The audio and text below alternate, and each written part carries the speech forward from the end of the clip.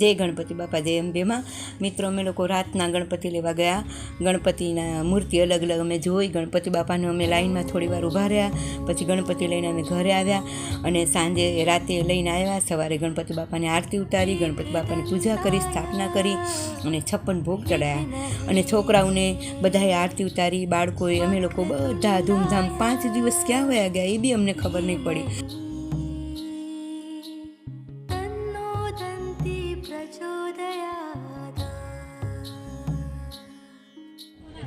એક દિવસ સત્યનારાયણની પૂજા કરી. તે દિવસે બાળકો બધા સત્યનારાયણ પૂજામાં બેઠા.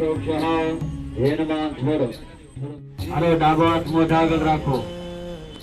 હા, પાછે આંગળી ભેગી કરી જાઓ. પાછે આંગળી આમ ભેગી કરી જાઓ અને ભગવાનને જમાડવાના છે, બરોબર? અને જેને પણ જમાડવા હોય એ બધા પ્રેમથી સ્વાહા બોલજો. 5 દિવસ અમે અલગ અલગ ઉત્સવ મનાવ્યો. અમને ખબર નહીં પડી. 5 દિવસ ધૂમધામથી ગણપતિ બાપાને ક્યાં. અને ગણપતિ બાપાનો તો ઉત્સવ અલગ જ છે. અને મહારાષ્ટ્રમાં તો અમારે તો ખૂબ ગણપતિ બાપાનો ઉત્સવ હોય છે. હરેક ઘરે, હરેક ચાલમાં, હરેક બિલ્ડિંગમાં ગણપતિના ઉત્સવ મનાતા હોય છે. ગણપતિ બાપા લઈને આવતા હોય છે. અને મુંબઈમાં તો આમે ગણપતિ બાપાનું થોડું વધારે હોય છે. તો મને એવું નથી લાગતું કે એક ચાલીમાં નહીં હોય ગણપતિ. ચાલ બિલ્ડિંગમાં, હરેક એરિયામાં, હરેક ચાલમાં ગણપતિ બાપા સ્થાપના, ગણપતિ બાપા આવ્યા હશે. અને અલગ અલગ ગણપતિ બાપાની મૂર્તિ જોઈને, અલગ અલગ આપણે રૂપ જોઈને આપણો એટલો આનંદ થાય છે ને ગણપતિ બાપાનું. અને ગણપતિ બાપાને 5મે દિવસે અમે વિસર્જન કરવા ગયા ધૂમધામથી. ગણપતિ બાપાને બેન્ડ પાર્ટીવાળા ધૂમધામથી, છોકરાઓ, બાળકો બધા નાચ્યા, ઉત્સવ મનાવ્યો. અમે પોતે બી નાચ્યા થોડીક. ગણપતિ બાપાનું પણ ઓલું કહે છે ને, ગણપતિ બાપા પોતે જ કહે છે કે સર્જન છે એનું વિસર્જન તો થવાનું જ છે. ગણપતિ બાપા પોતે જ આપને સમજાવે છે. અમને ખૂબ દુઃખ થયું થોડું વિસર્જન ટાઈમે.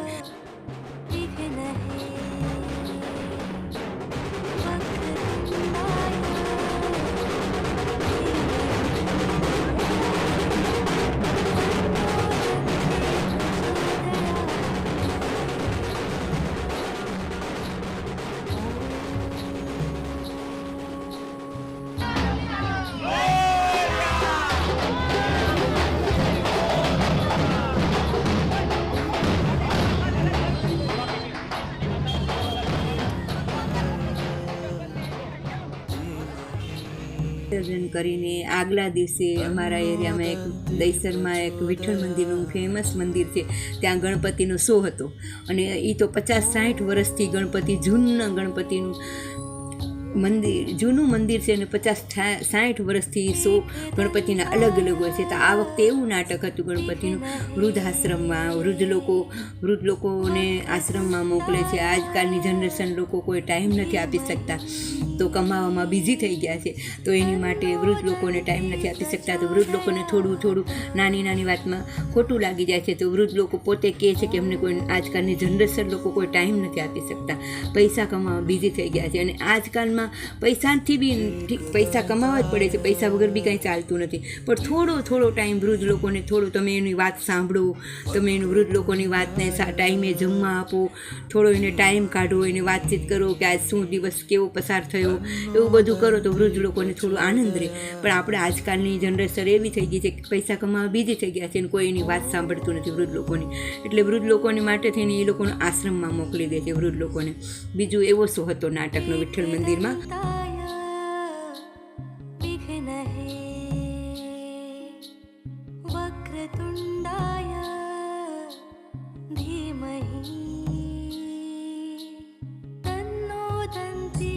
અમે પછી ભાટલા દેવીનું મંદિર ગયા. તો ભાટલા દેવીના ઉત્સવનું, કેમ કે ભાટલા દેવીમાં ફેમસ છે ગણપતિ બાપા, દહીસરના રાજા બોલે છે. તો એ બી ફેમસ મંદિર છે અને એ બી ફેમસ ગણપતિનો શો છે. અને એ શોમાં એવું હતું કે ક્રિકેટનું વધારે મહત્ત્વ આપે છે. પણ તમે ઓલિમ્પિક્સની કોઈ બીજી ગેમો છે બાળકોને, એ બી તમે આમ ગોલ્ડ મેડલનું કહો છો તમે કે સોનાનું ગોલ્ડ મેડલ લઈ આવે છોકરા, બાળકો, લેડીઝ. પણ તમે એની માટે એમ નથી તમે ઉત્સાહ આપતા કે તમે એક ક્રિકેટમાં ઉત્સાહ નહીં, બીજા બધી અલગ અલગ ગેમોમાં બી તમે ઉત્સવ અપાવો. બાસ્કેટબોલ છે, કોઈ બી ગેમ હોય, ને વધારે ગેમનું મને હું નથી બોલી, પણ અનેક ગેમોનો હતો ઉત્સવ એમાં. પણ તમે એનો બી ભાગ તમે લેવડાવો, એ છોકરાઓને બતાવો કે આવી રીતે સમય કાઢીને થોડો તમે રમવા જાઓ, થોડું બાસ્કેટબોલ રમવા જાઓ, કોઈ બીજી અલગ ઓલિમ્પિક્સ ગેમ છે એ બધી રમવા જાઓ. પછી અમે ગયા આંબાવાડી, એ બી અમારા ફેમસ રાજા છે દહીસરના, એટલે એ ગણપતિ જોવા ગયા. ત્યાં ગણપતિનો ઉત્સવ નહોતો, પણ ગણપતિનો એક અલગ આમ નજારો હતો. તો આપણે જોઈને એમ થાય કે 5-10 મિનિટ તો આપણે ગણપતિ બાપા સામે જોતા જ રહીએ. અને એટલું આમ ચમક હતી ને ગણપતિ બાપાનું તેજ હતું કે જાણે ગણપતિ બાપાનું ઉત્સવ આ જાણે ભલે ઉત્સવ નથી ને ઓલું શો નથી, પણ આપણે ગણપતિ બાપાની મૂર્તિ સામે તમે 5-10 મિનિટ જુઓ ને ગણપતિ બાપાનું, આપણે એટલું આનંદ થાય છે ને. એ ગણપતિ બાપાને હકીકતમાં હું સાચું કહું છું કે એ ગણપતિ બાપાની મૂર્તિ જોઈને આપણું એટલું મનને એટલું હૈયું ભરાઈ આવ્યું ને, એટલું મનને આપણી જે ઈચ્છા હતી ને ગણપતિ બાપા પૂરી કરી. એટલી મૂર્તિમાં તેજ હતું. અને એ ગણપતિ બાપાને અમે દર્શન કર્યા. પછી મિત્રો, જો મારો વિડીયો સારો લાગ્યો હોય ગણપતિ બાપાનો તો પ્લીઝ શેર કરજો. આ પણ ગણપતિ બાપા અમે દહીસરના ગણપતિ હતા, એ બધા અમે ઉત્સવ જોવા ગયા હતા. થેન્ક યુ, ખૂબ ખૂબ આભાર તમારો.